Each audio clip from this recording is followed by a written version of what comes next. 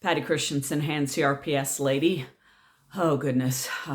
Rough times, headache-wise. But I wanted to talk about, so I don't drive very much, though this driving back and forth to St. George, helps. My first year of CRPS, I drove less than 1,000 miles the whole year. Anyway, everything I'm reading about the war and the gas shortages and blah, blah, blah, blah says, before you start worrying about gas, worry about oil, like motor oil and all the different oils. And so I said, oh, good thinking. My car's starting to squawk that it's time for an oil change, but it's only based on time, not mileage.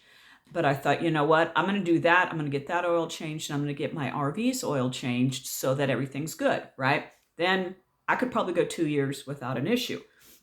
Well, so I go down to Jiffy Lube. The problem, I love that place because you technically can be in and out fast, but they're always trying to freaking upsell you on everything. I hate upsells. Anyway, he did say you have 2 rock chips, which I do. Would you like us to fix them? And I've had those fixed before. It takes 2 minutes. But while they're draining, they can fix the rock chips. And so I said, sure, fine. Well, I keep hearing him shout about the rock chips. And I'm like, what is going on? And then finally they pull mine out and move it over to the outside the bay. And so I thought, oh, okay, it's ready for me. Well, I go out there and the rock chips aren't repaired. And I still hear him yelling and yelling and yelling. Meanwhile, people are coming and going. The smart people who, as I will be in the future, say absolutely no upsells whatsoever. No filters, no nothing. Change the oil and I'm on my way. Anyway, and so shouting. And I'm like, okay, dude, I didn't plan on this being an all-day thing. This should have been a 10-minute thing. And I'm here over an hour and I'm starting to get really annoyed. And he was the manager. He says, I'm very sorry. So he says to the guy, do tell me those are done now. And it was this kind of really, really piss poor attitude, young 20s guy. And he said, no, the squishy pump ran out. He goes, okay, refill it. And he goes, well, I don't know how. And he goes, well, did you come tell me so I can show you how? The guy's just bitching and moaning. So the actual manager goes, this is not a complicated process. I just don't have functioning hands and I don't have the tools. And so he's doing it.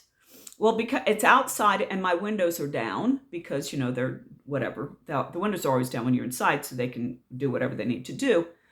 And that idiot worker, no lie, lights up a cigarette and is smoking, including blowing smoke right into my car.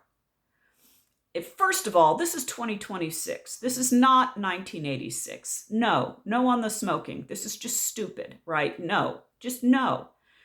And so I say, look, I don't want to be difficult, but I need you to understand that it is to the supervisor. I'm not talking to the weirdo.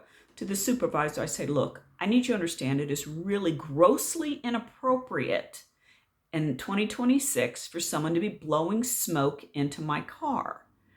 And he's like, I am so sorry. So he tells the guy, go, just go. I don't know, just go. So the guy walks about 5 steps, but continues blowing smoke at my car.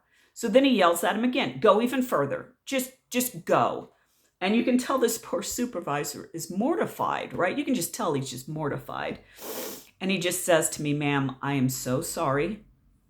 This is an ongoing problem.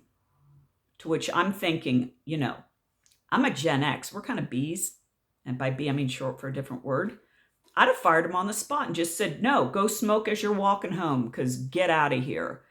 But I've just noticed a severe decline in professionalism. The guy even said, look, blowing smoke in someone's car is grossly unprofessional. I mean, this is freaking Utah. You really don't do this here, right? But I've noticed that these youngins, Gray, I can say it now, these youngins are grossly lacking in professionalism. So I'm still mad at them for wasting over an hour of my time, but whatever. I feel worse for the supervisor having to corral these kinds of unprofessional, entitled idiots.